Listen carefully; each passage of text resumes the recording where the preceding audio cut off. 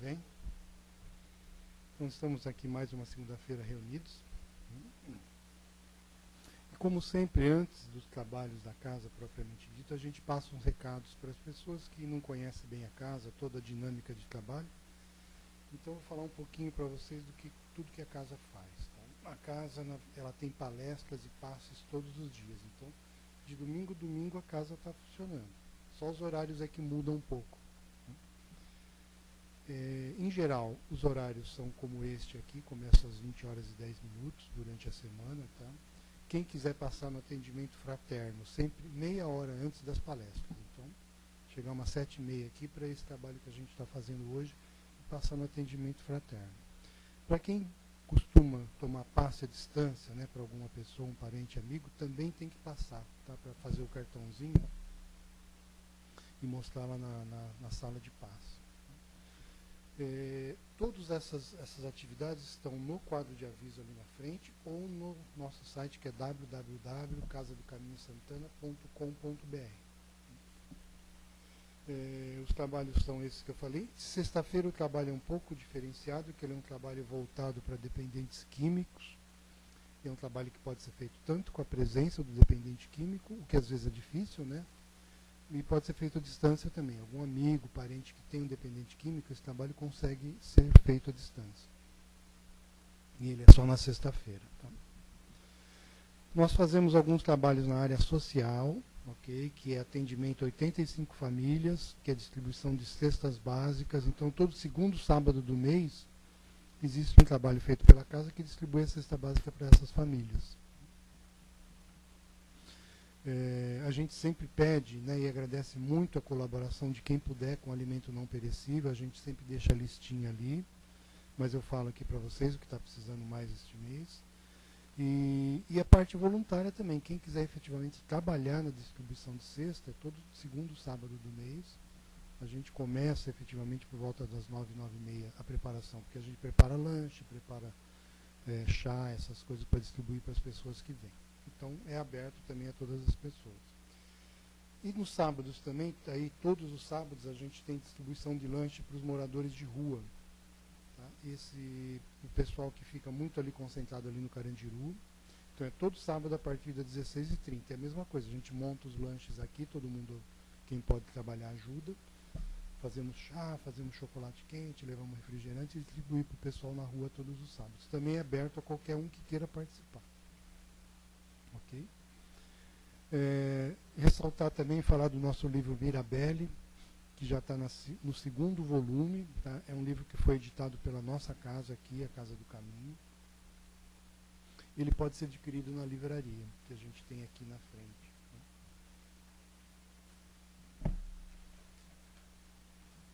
Um recado especial, né, deste mês e que é para o mês seguinte. É um bingo que a gente está fazendo para o COTIC. Para quem não conhece, o COTIC é Centro Organizado de Tratamento Intensivo à Criança. Então, são crianças bastante especiais que ficam lá na casa. E esse trabalho é feito para ser realmente arrecadar fundos para esta casa, que ela está passando por algumas dificuldades, né, aqui. Então, a gente está fazendo esse trabalho para arrecadar fundos. Vai ser um bingo, tá? Ele vai ser realizado no dia 8/10, no Acre Clube. Acho que vocês conhecem o Acre Clube, mas tem o endereço aqui certinho. É um convite de R$25. Nesse convite está incluso o lanche e uma cartela, e as bebidas são à parte. Tá? Então, todo esse valor arrecadado vai para essa casa que eu falei para vocês, COTIC. Os convites podem ser encontrados com a Sandra, Vladimir, com a Cida ou com a Kim.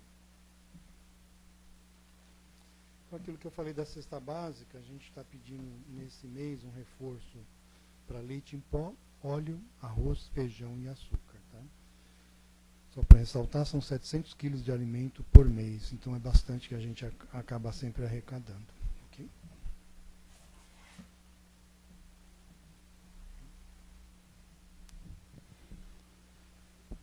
Então vamos agora iniciar efetivamente os trabalhos, pedindo a vocês que, para sintonizar na corrente da casa, a gente feche nossos olhos, passemos a respirar mais fundo, pensando nesse ambiente de paz, de amor, sentindo um pouco a corrente maravilhosa que aqui está se formando, uma corrente de muito amor, uma corrente dos guias espirituais, dos nossos mentores que trabalham nesta casa, que com tanto amor e carinho preparam esse ambiente para nós. Vamos pensar dessa forma, deixando para fora desta casa todos os nossos problemas do cotidiano. Amanhã voltaremos a ele. Mas nesse momento vamos pensar um pouco em nós e nos firmar nessa corrente e que possamos assim receber os ensinamentos maravilhosos que aqui virão até nós através da intuição dos mentores, do palestrante e da luz maior do nosso Mestre Jesus. Que possamos dessa forma nos preparar para essa jornada maravilhosa que é o nosso trabalho de evolução e aprendizado. Que assim seja. Graças a Deus.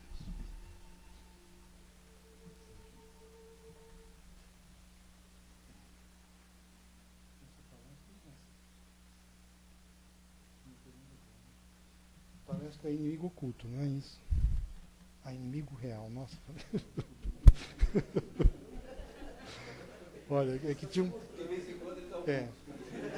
Tinha um papel aqui que não tem nada a ver, aí eu tentei lembrar, mas é inimigo real, isso mesmo. Então é o nosso mestre aqui o que vai fazer a palestra aqui, ok? Obrigado.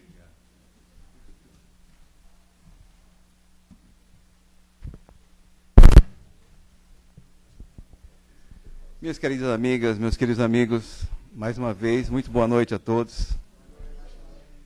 É sempre para mim um motivo de alegria rever todos vocês, principalmente a gente aqui juntos, estudarmos, aprendermos juntos aqui um pouquinho mais dessa nossa maravilhosa doutrina espírita.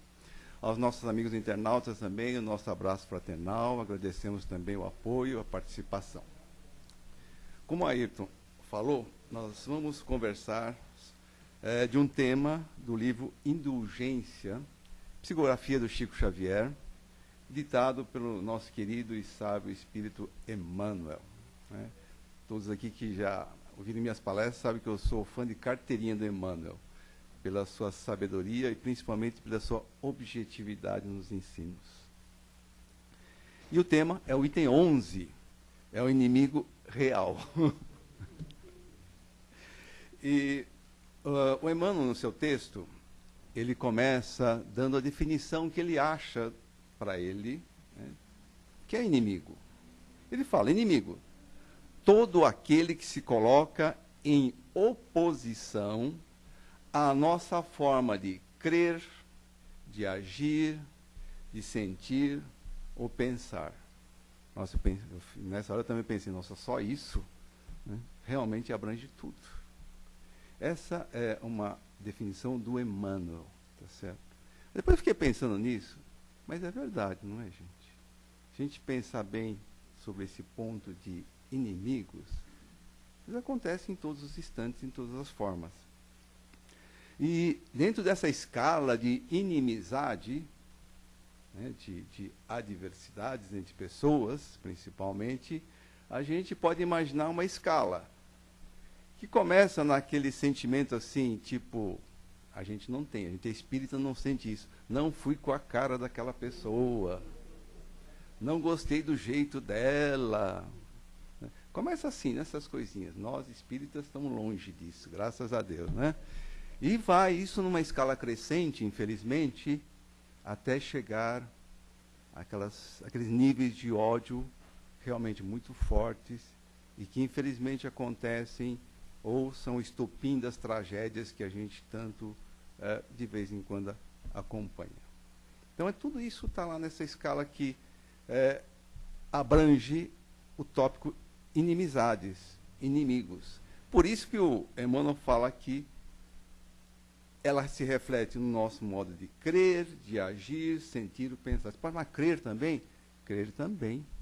Vejam as guerras, as brigas que nós temos levado pela religiosidade. Os atentados terroristas, as guerras que nós estamos tendo. Por quê? Diferenças de fé. Inimizades baseadas na fé.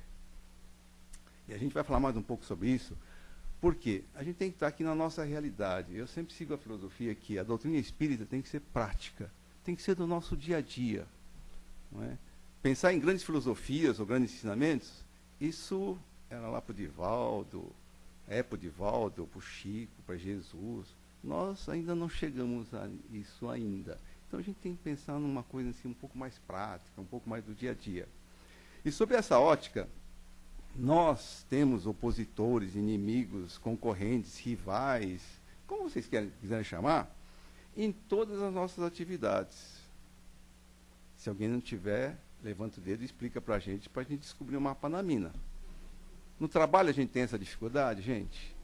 O chefe, o subalterno, para quem tem liderança, com concorrente, com fornecedor, com cliente. Então, existe tudo isso. Na escola, quem é que está estudando aqui? Puxa, ninguém está estudando ainda? Pode só levantar o dedinho, não vou fazer pergunta não, é só levantar o dedinho. Oxa! Existem os probleminhas de bullying, né? Muitas vezes a gente já foi criança faz tempo, mas a gente já foi, um dia a gente se sentia perseguido por professores, essas coisas todas que acontecem na escola também. No trânsito a gente não tem inimigo, né, pessoal? No trânsito, não precisa nem falar, né? Não temos inimigos.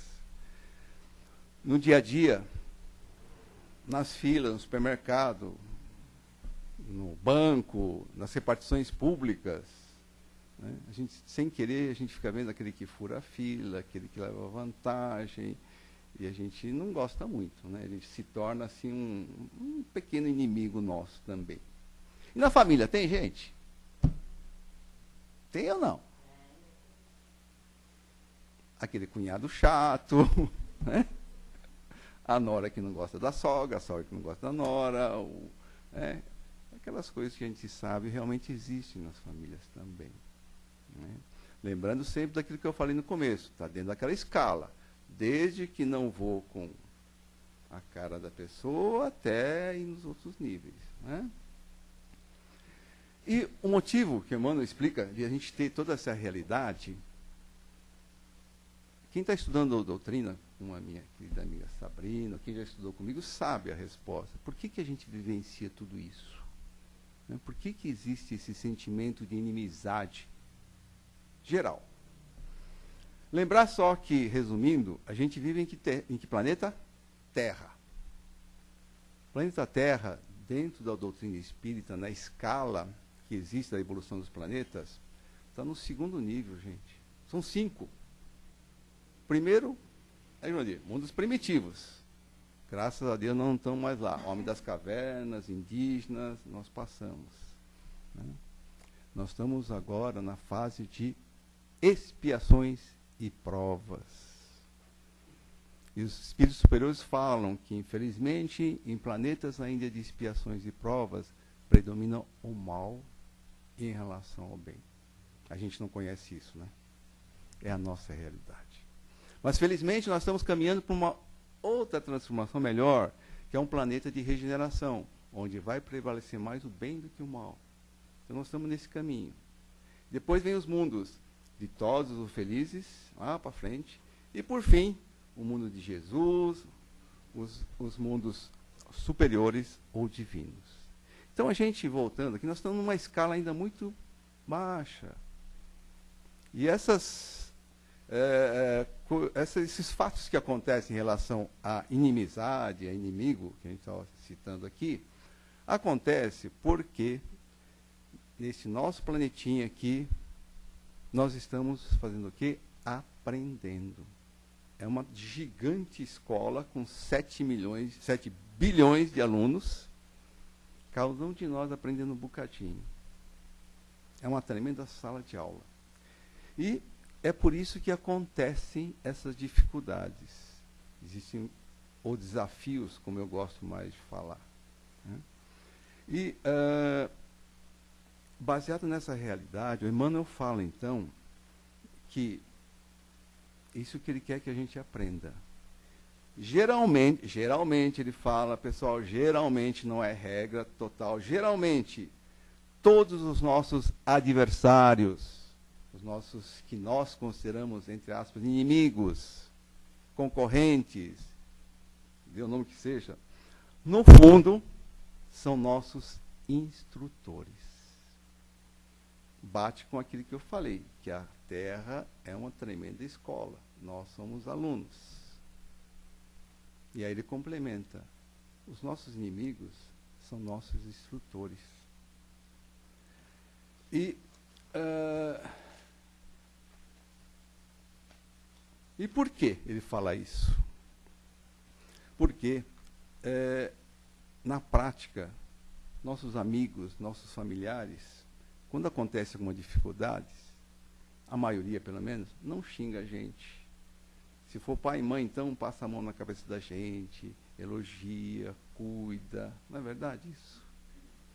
Nenhum amigo, nenhum familiar, a maioria, pelo menos, não chega xingando, criticando, falando um monte de defeitos que a gente muitas vezes tem. Eles nos resguardam por amor e carinho, que é muito bom também. Agora, nossos inimigos fazem isso também? Eles se resguardam, eles não falam mal da gente, não criticam. Se não criticassem, não falassem, não dissessem coisas não tão boas a nosso respeito, não seriam inimigos, não é, gente? E acontece isso, eles falam. Mas muitas vezes nós não escutamos. Mas muitas vezes um conselho do inimigo, ele é melhor e mais sincero do que o nosso melhor familiar. Porque muitas vezes ele fala com sinceridade alguma coisa que nós realmente temos como limitação. E é por isso que o Emmanuel fala. O inimigo, muitas vezes, ele é o nosso maior instrutor. Tem lógica ou não tem, gente? Na prática. Né? Pensando sempre no nosso dia a dia, disso que nós estamos vivenciando. Talvez nós espíritas não sejamos assim, né? Mas... dá licença. E a gente falou então sobre esse tipo de inimizade, tipo de inimigo. Mas aí eu lanço uma pergunta para vocês. Esse é o único tipo de inimigo, de adversário que nós temos? Gostei do não, assertivamente. Não é mesmo. E, Emmanuel, eu vou puxar o texto do Emmanuel, eu vou repeti-lo devagarinho para a gente possa absorver. Emmanuel fala: assim, então, se um inimigo poderoso devemos identificar junto de nós, na estrada aqui do mundo, inimiga que nos arma as piores ciladas e nos constrange a cair nas mais escuras armadilhas do remorso e da dor, esse inimigo é o nosso próprio eu. Nossa, eu estou vendo um monte de interrogação na cabeça de todo mundo aqui, mas eu vou explicar. Muitos já sabem disso. Né? É um reforço. É bom também para quem já sabe reforçar, rememorar, relembrar. Algumas vezes, Emmanuel fala, o nosso próprio eu é o nosso maior inimigo, é o inimigo real. E daí o tema da nossa palestra. E como ele aparece? Na nossa forma de agir, pensar, crer e sentir. Lá voltamos no início, lá que nós falamos. Do mesmo jeito, é o inimigo nesse sentido. Alguns exemplos. Nossa, aí a lista, infelizmente, nossa, é enorme, é gigante, né? Preguiça, ganância, autoritarismo, impaciência, incompreensão, indiferença, agressividade, passividade, etc, etc. Resumindo, tudo que é rotulado com orgulho e egoísmo.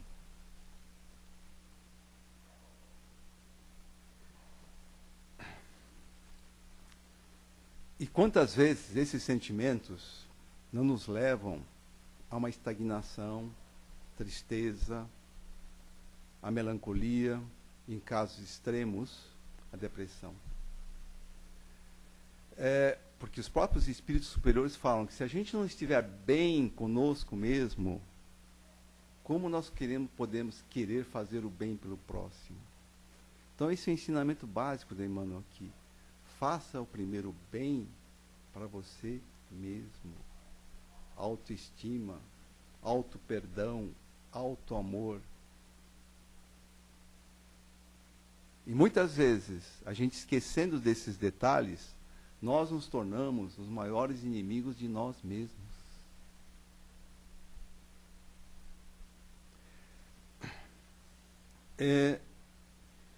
E como a gente pode combater, vencer, passar por esses desafios, né, esses inimigos internos? A primeira coisa que a gente tem que fazer conosco é identificar e aceitar esses limites como sendo realmente nossas fraquezas, porém aceitá-las com humildade e naturalidade. Não é fácil. Ele mesmo fala, isso é um processo, né? Normalmente, nós, eu também, com certeza, nós colocamos a responsabilidade sobre essas limitações no próximo, né? Sempre é o outro ou as situações. Ah, eu não ajudo hoje porque não tenho tempo. Ah, eu não faço isso porque a pessoa não me retribui. Sempre para lá. E eu? O que eu estou fazendo? O que eu estou sentindo? O que eu estou mudando? Esse é um processo de melhoria. Como eu falei que eu gosto de falar muito em prática, vamos fazer um exemplo prático aqui. Vamos supor, eu sou uma pessoa extremamente impaciente, irritadiço, agressivo, perfeccionista e algumas vezes até mal educado com as pessoas. Não é bom isso, né, gente? Com certeza. Não é bom para os outros, minha família, meus amigos, as pessoas do meu círculo de relacionamento e principalmente não é bom para mim, para o meu eu, que o irmão tanto fala. Primeira coisa nesse processo de melhoria, eu tenho que me perceber nessa situação e aceitar que eu sou assim, que eu tenho essas limitações. Isso não é fácil não, gente. Porque aí o que bate forte nessa hora? O nosso orgulho. Segundo passo, depois que eu fiz essa mudança, essa aceitação, perceber essas minhas limitações, é assumir que eu tenho e vou começar um tratamento. Eu posso começar a fazer meditação, posso começar a fazer orações, acupuntura, leituras, meditação, posso fazer o método André Luiz, água na boca. Na hora que eu quero agredir alguma pessoa, falar um monte de coisa, água e quietinho. Posso buscar ajudas, terapias alternativas, auxílio de especialistas na área de psicologia também. Vocês perceberam tudo isso que eu falei? 1, 2, 3, é para o meu eu. E começa onde, gente? No ponto mais difícil. É eu perceber isso e aceitar que eu tenho essas limitações. Passou essa fase difícil, aí as coisas fluem. Muito mais fáceis. E depois, já num processo mais adiantado, eu posso começar a aplicar todas essas mudanças. A paciência, a benevolência, né? Mas não aplicá-las nas grandes coisas. Nossa, já vou me tornar o Papa, vou me tornar o Mahatma Gandhi, sei lá. Não, começa no dia a dia em casa, nas pequeninas coisas que acontecem na sua casa, dentro do seu lar. Nas coisinhas tipo café da manhã, limpeza, suprimentos. Mudar essa forma. Eu provavelmente que gritava com os meus familiares, ficava cobrando, xingando. Eu tenho que mudar. Pedir favor, falar com carinho, com amor, ser tolerante, ser um orientador, sabe? Uma pessoa de apoio, de ajuda. Começar lá. E depois ir extrapolando para aquelas áreas que nós falamos. Trabalho, escola, dia a dia. Mas coisas pequeninas. Emmanuel sempre fala muito isso, claro. É um processo começar pelas coisas pequeninas. Nós estamos na Terra, expiações e provas. Então não vamos fazer milagre. Vamos começar. Aliás, milagre para nós espíritas não existe. Mas vamos começar nas coisinhas pequenininhas. Nesse processo. É um processo de autoaceitação, auto-perdão e auto-amor. Esses são os 3 remédios fundamentais para vencer esse nosso inimigo interno, nosso inimigo, nosso eu próprio, que nós próprios geramos, gente. Vejam que sabedoria, como as coisas se fecham com Emmanuel. Ele vai dando as doutrinas da doutrina espírita, de Jesus, do dia a dia, da prática, e as coisas vão se encaixando. Muito bonitinhas. E para nós espíritas, como é que a gente chama esse processo mesmo? Os alunos não valem, os alunos sabem disso muito fácil. Como é que a gente chama esse processo de autoconhecimento, de tudo?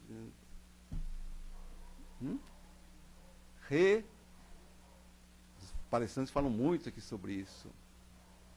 Reforma íntima. Vocês já ouviram falar disso, não é? Palestrantes falando aqui sobre reforma íntima. Outros chamam de transformação interna. O meu amigo Silvio, quando fala em reforma íntima, ele fica bravo, ele não gosta, porque reforma dá a impressão que está quebrando tudo, fazendo sujeira, derrubando, né? Então ele gosta de usar outras palavras. Eu, particularmente, gosto da denominação que a Astrid Sayek, que é presidente do Instituto Espírita de Estudos Filosóficos, dá. Ela tem até um livrinho, isso chama-se Renovação de Atitudes. Tudo isso que nós falamos é uma renovação de atitude, gente. É a gente mudar. E a gente fazendo essa mudança, nós estamos tirando esse nosso inimigo interno da gente. Ele não vai ter mais espaço. Lembra-se que os espíritos superiores falam? Onde há o bem, não há o mal. Não tem espaço para o mal. E o Emmanuel reforça que para os nossos inimigos externos, a melhoria que nós fazemos é bom porque nós melhoramos nosso relacionamento com as pessoas que estão à nossa volta. E quando nós falamos em melhorias para combater o nosso inimigo interno, esse é mais importante porque nós estamos falando de nós, do nosso eu, coisas aqui dentro. De mudanças que devem brotar, que Jesus já colocou lá dentro, está lá dentro da gente. A gente só precisa fazer florescer. E Kardec, vocês sabem, foi o grande codificador da doutrina espírita, que escreveu basicamente os fundamentos da doutrina espírita no seu Pentateuco, né, o livro dos Espíritos, o livro dos Médiuns, Evangelho segundo o Espiritismo, Gênesis, Céu e Inferno. Lá no livro dos Espíritos, Kardec era muito cri-cri e muito exigente por ser um cientista. Então Kardec pediu aos espíritos superiores a fórmula da melhoria pessoal.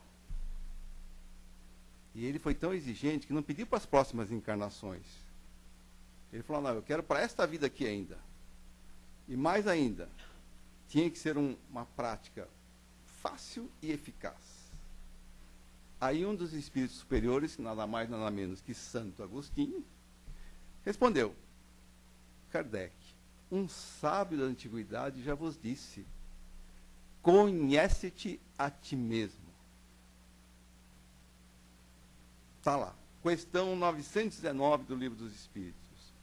E Santo Agostinho se referia a Sócrates, que apontou essa necessidade de focarmos os interesses na busca por nós e em nós. Eu acho que, gente, é por isso que muitos têm receio dos psicólogos.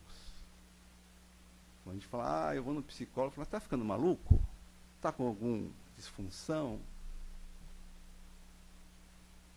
Não, muito pelo contrário, ajuda muito. Eu já estou há uns 15 anos com psicólogo. E estou aqui, não estou maluco, estou falando para vocês. E me ajudou muito. Digo isso de boca cheia, porque ela é uma psicóloga espírita, me auxilia muito nessa caminhada que a gente vai fazer. Então a gente não pode ter esse medo também.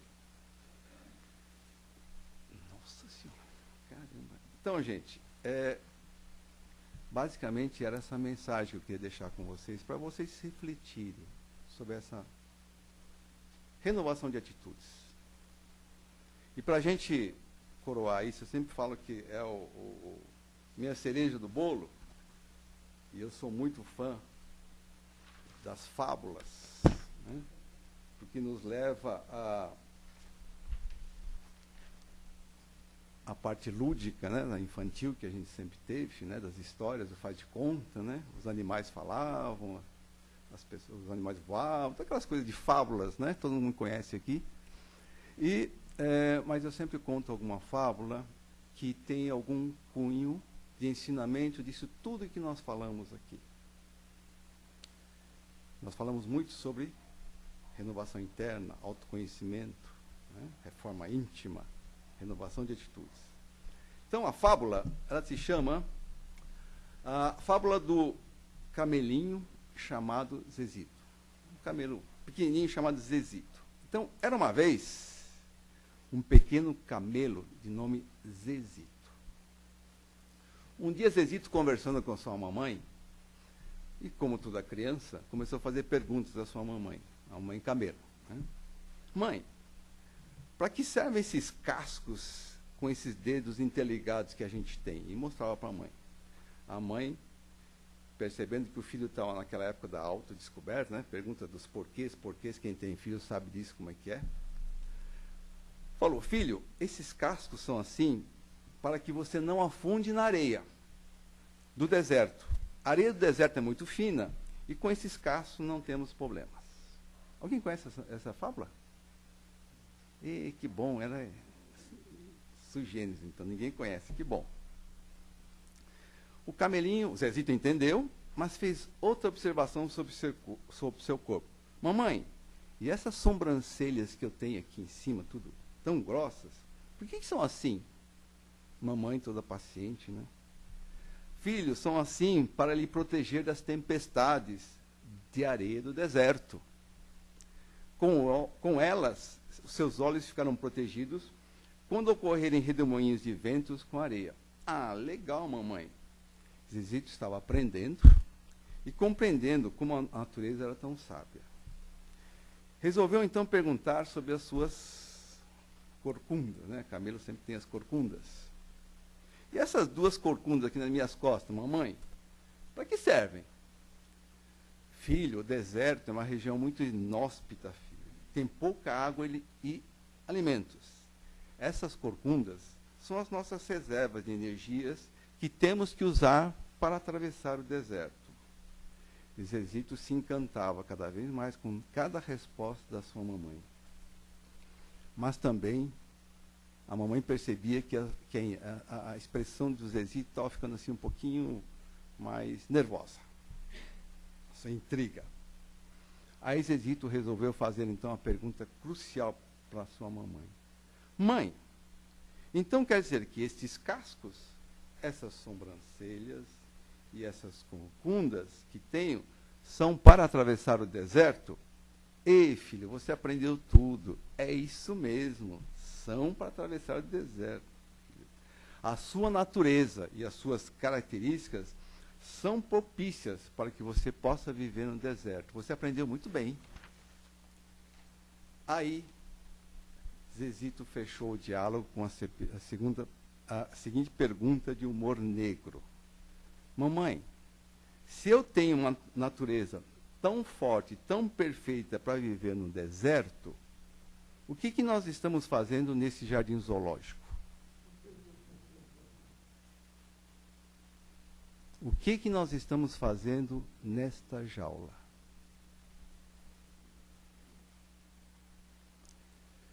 Agora vem a moral da história, né, gente? A história é bonita, a moral da história é que pesa sempre que a gente tem que trazer o ensinamento. E isso que eu queria que vocês absorvessem. Moral da história. Da mesma forma vive o ser humano, aprisionado em uma condição para a qual não foi projetada a sua natureza. Vou repetir. Da mesma forma vive o ser humano. Da mesma forma que o Zezito e a mãe dele no zoológico, na jaula. Aprisionado em uma condição para a qual não foi projetada a sua natureza. Lembra? Ele tinha todas as características para viver em liberdade no deserto. Estava numa jaula, num zoológico. O ser humano precisa se investigar, se autoconhecer, e identificar as suas capacidades latentes. Tudo a ver com reforma íntima, autoconhecimento, renovação de atitudes, transformações internas. O ser humano precisa reivindicar o seu espaço de ação e o direito ao seu propósito divino. Esse propósito divino, o que é, gente? Nós somos todos filhos de Deus. Todos. Como filhos de Deus, nós temos dentro de nós, latentes, todas as qualidades que o Pai tem. Precisamos desenvolvê-las. Muita paz a todos. Obrigado, Kildo. E então a gente, como sempre, abre para quem quiser fazer alguma colocação, alguma pergunta, falar sobre o tema. Contar outra fábula também.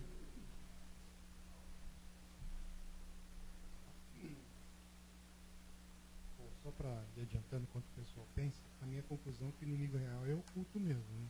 Oi? Porque quando você fala, pensa no inimigo, você nunca pensa em você. Então não errei tanto assim. Não, né? Aproveitando que a gente tem um tempinho, quem aqui conhece o significado de reforma íntima, transformação interna, renovação de atitudes, segundo a história do Einstein? Já ouviram? Muitos já ouviram isso, mas eu acho importante a gente repetir, porque é uma forma bastante simples de entender o que é reforma íntima. Quem conhece? Meus alunos conhecem. Meus alunos conhecem, que eu repito isso para eles, que é muito importante. Eu acho que isso é importante, uma forma de lembrar o que é reforma íntima, o que é renovação de atitude, baseado numa historinha. Não é fábula não, gente. Isso é acreditado ao Albert Einstein, esse grande cientista. Segundo Einstein, a nossa existência aqui como encarnados é como se fosse uma grande fila indiana, onde cada um de nós aqui, todos nós, estamos vivendo a nossa vida caminhando numa fila indiana, um atrás do outro. Cada um de nós com a sua história. E cada um de nós carrega duas mochilas, uma aqui na frente e outra nas costas. Na frente nós carregamos aquilo que nós consideramos as nossas qualidades, tudo que nós temos de bom. Porque elas ficam à vista, então está aqui aberta a mochila, a gente olha e se enche de orgulho, de alegria, de saber e se considerar com todas aquelas qualidades. Na mochila das costas, o que a gente leva, a gente? Nossas limitações, nossas fraquezas, nossos desmandos, porque a gente não quer olhar. Nosso orgulho dói quando a gente olha isso. Então ficam nas costas e ficam ainda lacradas aqui. E assim continuamos a nossa caminhada. E o nosso orgulho ainda se enche mais ainda, porque quando a gente olha na frente, o que a gente vê, gente, da frente? A mochila das costas dele, não é? E o que a gente olha nele? O que tem na mochila das costas dele? Seus erros, suas limitações, suas fraquezas, seus desmandos.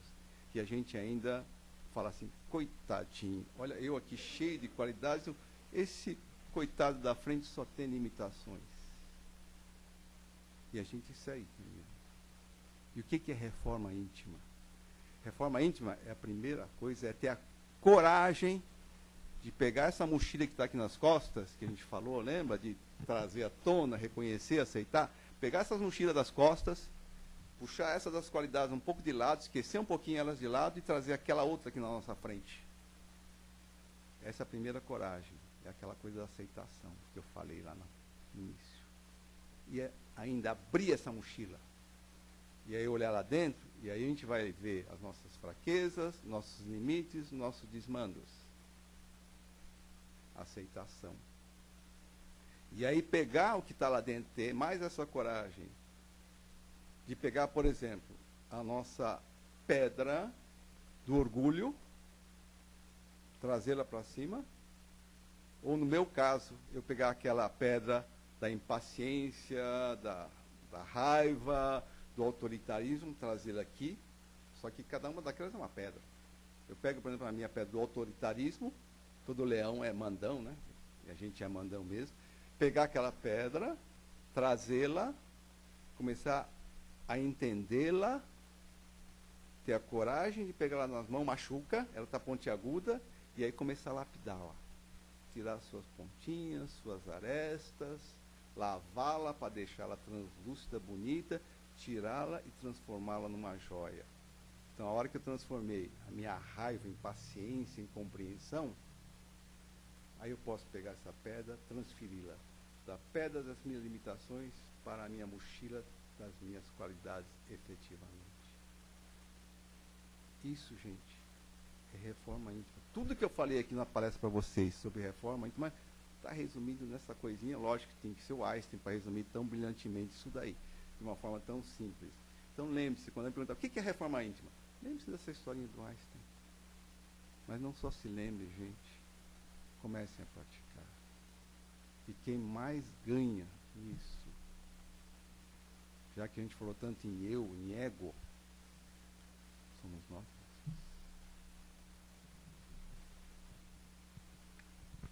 Aqui, nesse caminho, eu gostaria de acrescentar também, né, que a gente pode começar pelas pequenas pedras. Né? A gente tem mania, né, de quando vai para uma caminhada espiritual, já olhar o santo, né? Eu quero ser iluminado. Eu sou exemplo disso. Cheguei aqui na casa, e a gente... Acho que mais gente, todo mundo balançando a cabeça, todo mundo está falando. Eu cheguei aqui e falei, não, eu quero ser iluminado. Mas é brincadeira, eu gosto de dar esse exemplo, mas quem me conhece aqui é verdade, né? É a gente começar com as pequenas pedras, sabe? Parar de poder feito no cabelo da amiga, na roupa, no vizinho, daquele que fala demais, né?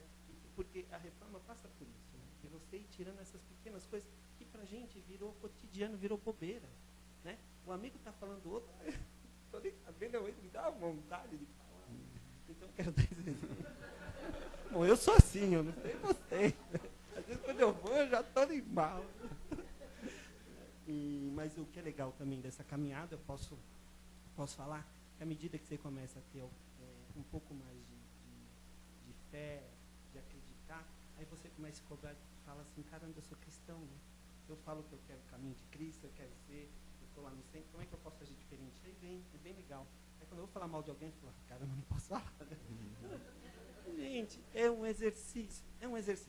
Faz um teste uma semana, mas começa pelas pequenas, né? Porque as grandes, você desanima muito pesado, né? E a gente aqui no centro, com essas palestras do nosso amigo aqui, a gente está aqui para isso, para ficar junto e conseguir carregar as pedras mais pesadas. E aqui existe essa casa, existem esses amigos espirituais, é a base da doutrina. Sempre falo que toda segunda-feira a gente vem aqui receber a chapuletada da semana. Porque quando a gente está desanimando, né, a gente está entrando assim, é como você falou, né?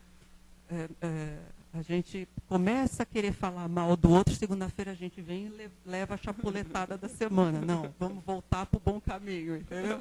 Então eu falo que segunda-feira é o dia de levar a chapuletada da semana. Então é dia que a gente... porque perfeitos nós não somos mesmo, né? E nem vamos ficar perfeitos nessa vida. Então, não neste planeta. Eu tenho plena consciência disso. Então, eu sempre falo, como você falou, pequenas coisas, né? A gente pensa mal, mas a gente não fala. Então, já estamos no bom caminho, né? Já estamos no bom caminho, não é? É por aí, não é? Né? Então, estamos melhor que o outro, né? Porque eu penso e falo. Não, a gente pensa e fica quieto. Então... Obrigado pela contribuição. Isso, complementando o que vocês estão falando, é muito importante isso. O processo é muito importante, sim. Mas o mais importante é a gente não se machucar. Não é nesse processo, não é para tirar pedaço da gente, não. Emmanuel não quer isso. Deus não quer isso da gente. Isso tem que fluir naturalmente, um processo suave, tranquilo, de muita paz e muita harmonia, de muito aprendizado, mas sem arrancar pedaços, sem choro, sem grito. Eles não querem isso. Eles querem que a gente faça esse processo da forma mais natural, harmônica e suave possível. Gente, muito obrigado pelo apoio, pela pela paciência de estar aqui me ouvindo. Boa semana a todos, fiquem todos com Deus.